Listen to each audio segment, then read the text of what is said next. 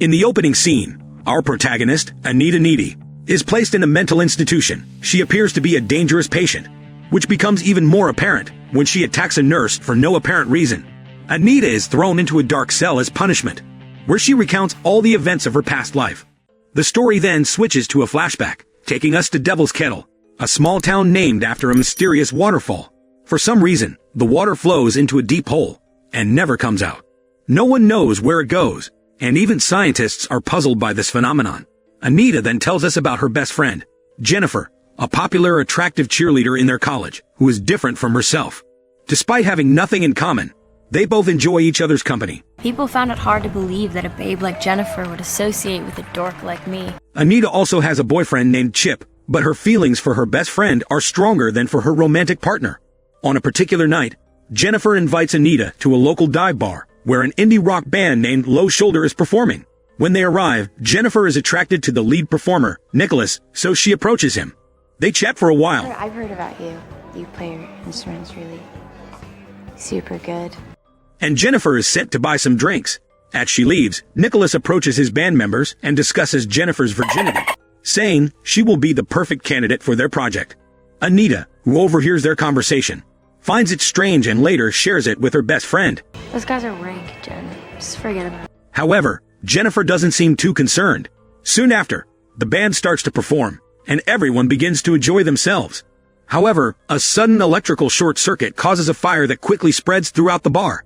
Chaos ensues as people scramble to save their own lives.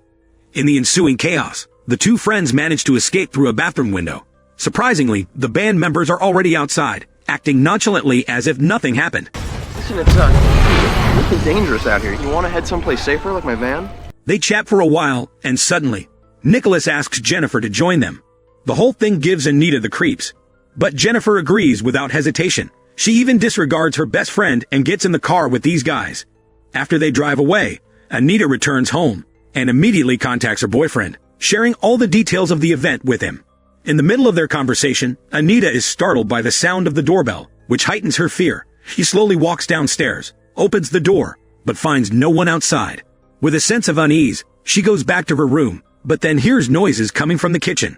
Anita goes to investigate the source and finds Jennifer completely covered in blood.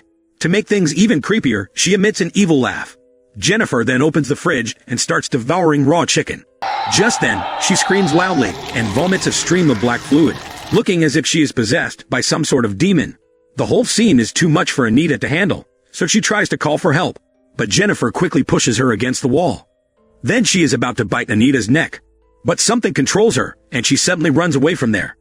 The next morning at school, Anita appears very disturbed, unable to shake off the events of the previous night. She is also worried about her best friend, but to her surprise, Jennifer appears in a completely normal state and dismisses Anita's concerns. You have a tendency to overreact. Soon after, their professor mourns the people who died in the bar incident the night before. Everyone is saddened by the news, but Jennifer remains indifferent, even mocking the situation. Anita feels perplexed, wondering what is wrong with her best friend. She knows her behavior has something to do with the low shoulder band. Later, Anita finds Chip and tells him everything about Jennifer, including her evil look that day. But she probably just inhaled a whole bunch of smokers. On the other hand, Jennifer approaches the captain of the college football team, Jonas, who is grieving over the loss of his best friend, who also died in the fire. Jennifer lures him with comforting words to a forest located behind their college.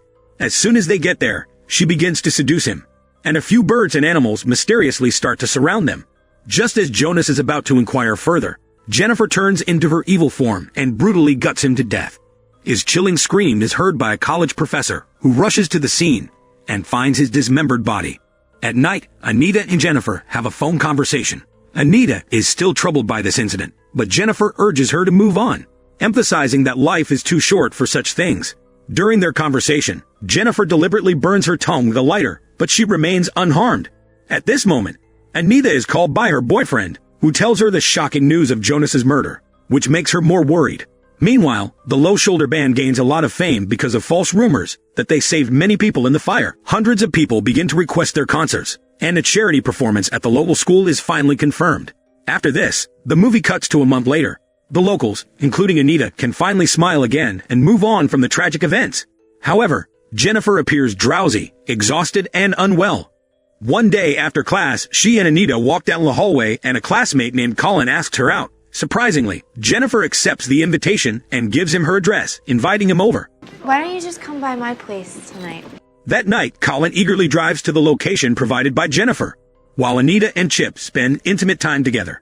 Upon reaching the destination, Colin realizes that the area is abandoned and the house is still under construction. Despite this, he enters the house and encounters Jennifer, who instantly startles him from behind. She wastes no time and starts seducing and kissing him. In the initial few minutes, everything is normal, and the poor boy is having a good time.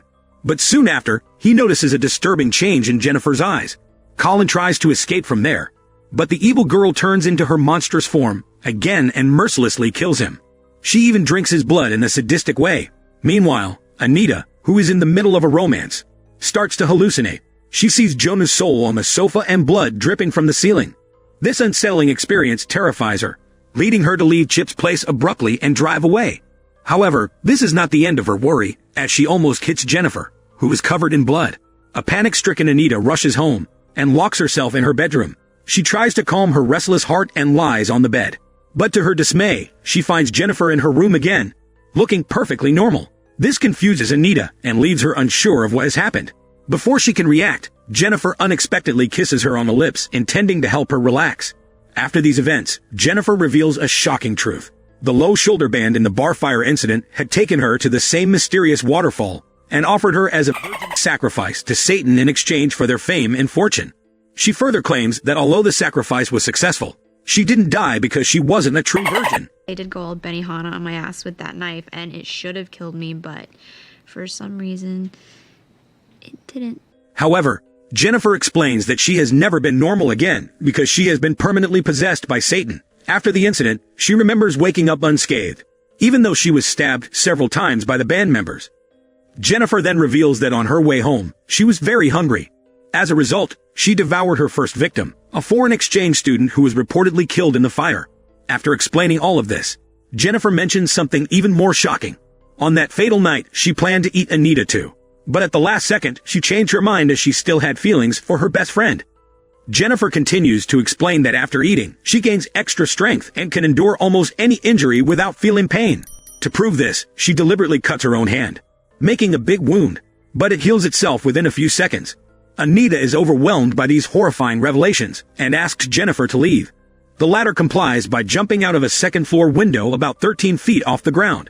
In the following scenes, Anita starts conducting supernatural research so she can understand more about the disturbing events that have recently occurred.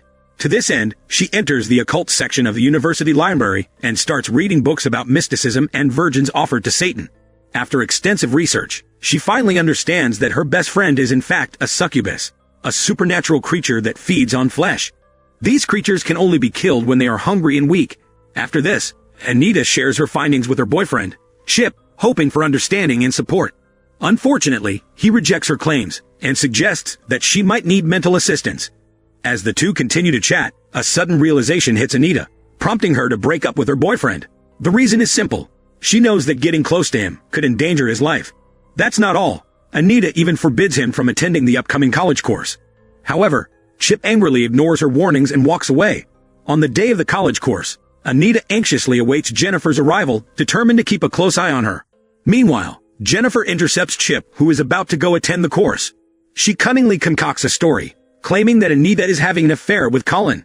Afterward, she takes him to an abandoned swimming pool, using the same seductive tactics she previously used to kill her victims. Back at the project, as Jennifer is a no-show for a long time, Anita grows more and more worried. When she can't stand it any longer, she rushes to Chip's house to check on him, departed for the program. Worried that something bad has happened, Anita starts looking around, eventually reaching the abandoned swimming pool, where she sees Jennifer devouring her boyfriend alive. In shock, Anita impulsively jumps into the pool and starts fighting with her best friend. She uses pepper spray on Jennifer, but this only enrages her. With revenge in her eyes, Jennifer approaches Anita, ready to deliver the final blow, but the wounded Chip musters his last strength and stabs Jennifer to death with the pool skimmer. This causes her to lose a lot of blood, making her weak. Then she backs out from the scene, realizing she is now vulnerable. After this, Anita rushes to her beloved Chip, holding him in her arms. Before he closes his eyes and leaves this world, they have a touching conversation. Anita is now heartbroken and filled with rage, preparing to embark on a path of revenge. On the same night, she breaks into Jennifer's bedroom through the window and starts attacking her. A fierce struggle ensues between the two, but Jennifer gains the upper hand by biting Anita's shoulder with her teeth. Despite this, our protagonist does not stop. She continues to fight with all her might. At one point, she successfully rips off a BF necklace from Jennifer's neck, causing her to temporarily stop fighting. Taking full advantage of this opportunity, Anita stabs a utility knife into Jennifer's heart, ultimately killing her completely. A few minutes later, when Jennifer's mother comes into the room, she is horrified to find Anita over the lifeless body of her daughter. This is why Anita ultimately ends up in a psychiatric hospital. It also reveals that she has inherited some of Jennifer's supernatural abilities, as evidenced by the bite mark on her shoulder. In the final scene, Anita uses her satanic powers to escape the psychiatric hospital. Then she hitches a ride, claiming that she is tracking a band. In the opening scene, home videos and crime scene photos show that Anita murdered all members of the Low Shoulder Band in a hotel room, thus achieving her revenge.